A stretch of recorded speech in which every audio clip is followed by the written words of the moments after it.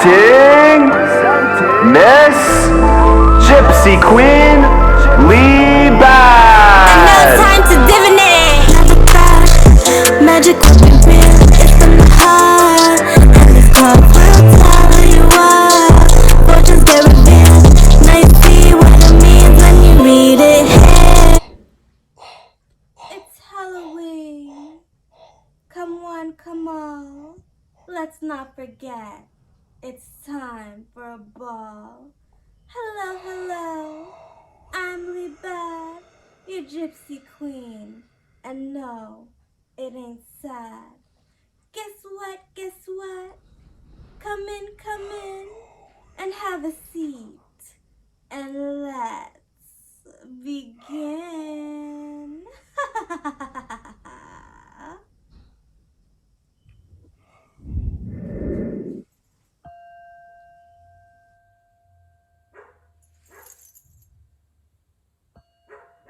This is gonna be good.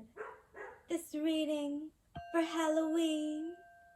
A reading for all the readings that are always never seen. This is a reading to be told, a reading for the new, the youthful, elderly, and the old. Let's begin.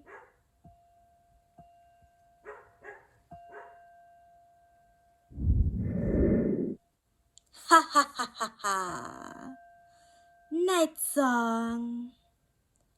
Now, once upon a time, not too long ago, lived a orange bird that needed oak wood. Their voices were perceived as good luck and positive vibes. Each time you heard a chirp, the orange would come alive. Now, moving on, this is what it said. It never wanted war with black or green or purple or yellow gold. This bird loved its colors of Halloween, and each time the bird would blink, you'd see a golden gleam. Now, the bird wanted its freedom, the bird wanted its gold, the bird wanted to be a pirate, and yes, it was. But the bird said that its song, was an alternative warning. It said there was no need for the peace because it was awfully alarming. And guess what?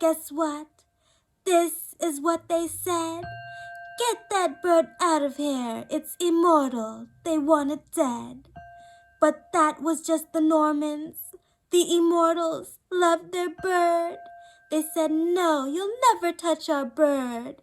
And that is what they heard. The bird flew away, flew into a witch's cage, and said it's staying there. Try and touch it, and that's your hair.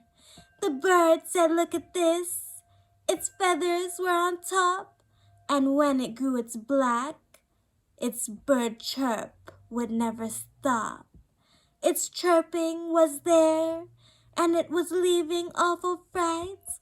The Norman said, go away. The bird said, off your lights. The bird would make them die.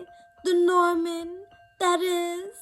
The bird said, watch this. It's scrying as well.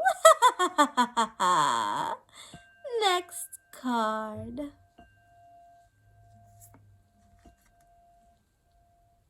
Scrying. Everyone wanted to scry. The witches, the birds, even the werewolves, even the wolves. The Norman wanted to as well, but the candles would have them burned. They were never allowed. They were never allowed, none at all. The pirates would always laugh and bring hair to the queens, and set off the king's scalps, and on with their hair. The pirates loved the royalty, the pirates loved them all, but the pirates said that the vampires owned the ball. The ball was made of glass, the crystals had the stars, but also did the witches and the cats with their black fur. The bird said it wanted more immortals for the crew, more immortals in the community, but no Normans, not even a few. The scrying ball said distraction was its enemy, and if you regularly meditate, it'd be useful to use these techniques. They said if you have a question, ask the gypsy like me, because she'll tell you all the answers, or he will if he's a he. Well, as for Saint Nick, he would have to pass, because we divinated that he's a germ from someone's ass. We never loved him at all. We all wanted him to leave. Everyone in the immortal community, even the bird of orange and black.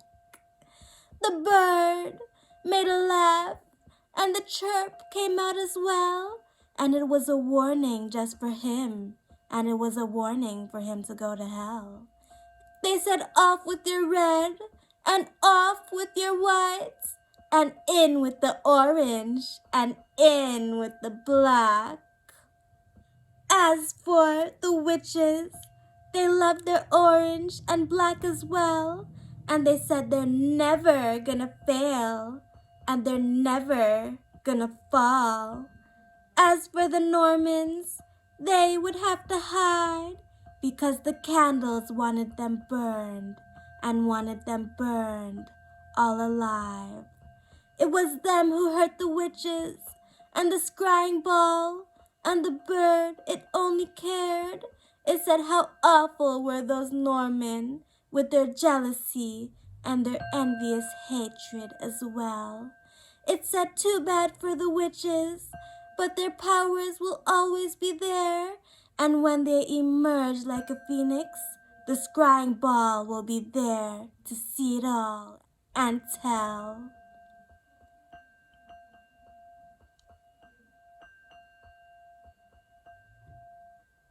Next card.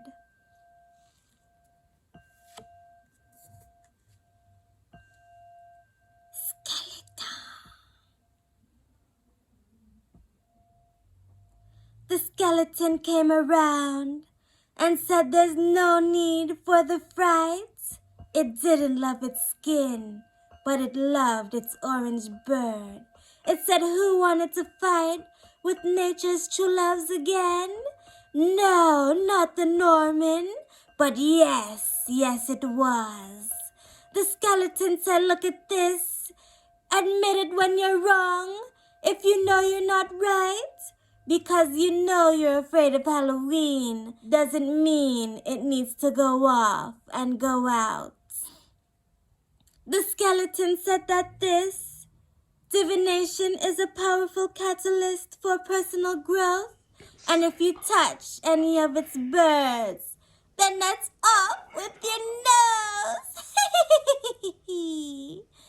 The skeleton said this. You don't want it with my realm, because all of immortals are loved by the universe. If you hate a witch or you hate a bird, well, better make sure you have a personal reason, and it's hurts and not curse. And guess what? Would you believe that the skeleton said this? There's no need for the grief. If you don't love our bird, made of orange and it's black, then you'll just have to walk, and we'll fly, and we'll laugh. And as for Saint Nick, The skeleton said this. You better just forget about giving us any of your gifts. And guess what? Guess what? Would you believe? Would you believe? That Santa said back this. Ho ho ho. Ew. The skeleton said what? I'll remove your jaw and your tooth right now, and I'll skin your ugly head, and I'll curse your ugly skull. Don't you believe? Don't you believe? Don't you believe? That this story, it was real, it was true, and it's pure Halloween. Ha ha ha ha ha. Thank you. See you again next time. Halloween. Halloween. Bye.